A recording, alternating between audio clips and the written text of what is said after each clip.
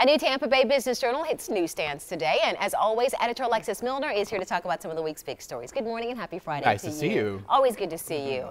We're talking about former Governor Charlie Crist and current gubernatorial candidate who canceled a trip to Cuba. A lot of folks are speculating about what's going on here. Well, in February, he came out and very boldly said that he had changed his position about the embargo. The Cuban embargo has been in place for 53 years. And Charlie Crist, when he was governor, was still in support of the embargo generally. And then in February, again, said he was against it and then said he was going to go to Cuba as part of the campaign.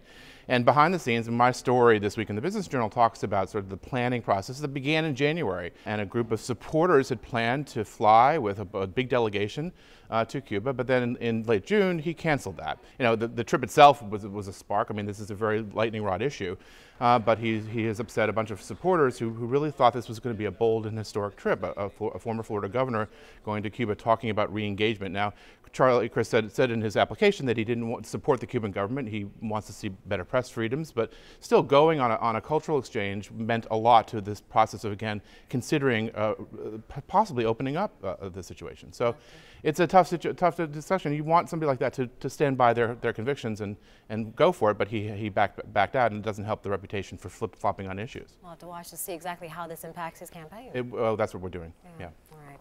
Also, 103-year-old building in downtown St. Pete is about to undergo a major makeover. Yeah, this is the former Cafe Alma, and we have a story. It's going to be rebranded and renovated at $2 to $4 million, a couple of developers, into Station House now. It evokes memories of Oxford Exchange, which was a huge popular success in Tampa, and they have some similar plans, a condo and a restaurant.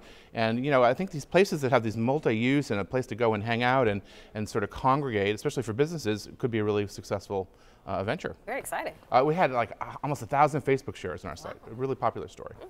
And also, Tampa was ranked the number 3 best city for employment in the nation in a new study. Now, this is really good news. I was surprised by that. Again, another story got a lot of shares. Wallet Hub, another, you know, these studies, it had 60 different metros. It had a bunch of different metrics from quality of life, different kinds of employers. But Tampa is right up there. And what it says is employers are starting to open up, be a little more risky about creating job opportunities. And I think that bodes very well. I mean, we love the quality of life in Tampa Bay, but for employers creating jobs, it's a positive sign. It absolutely is. Love Happy about that. We are too. Can't wait to read the story. Yeah, me too. Always good to see you, Alexis. You too, Dia. And for more Business Journal headlines, go to our website, abcactionnews.com/marketplace.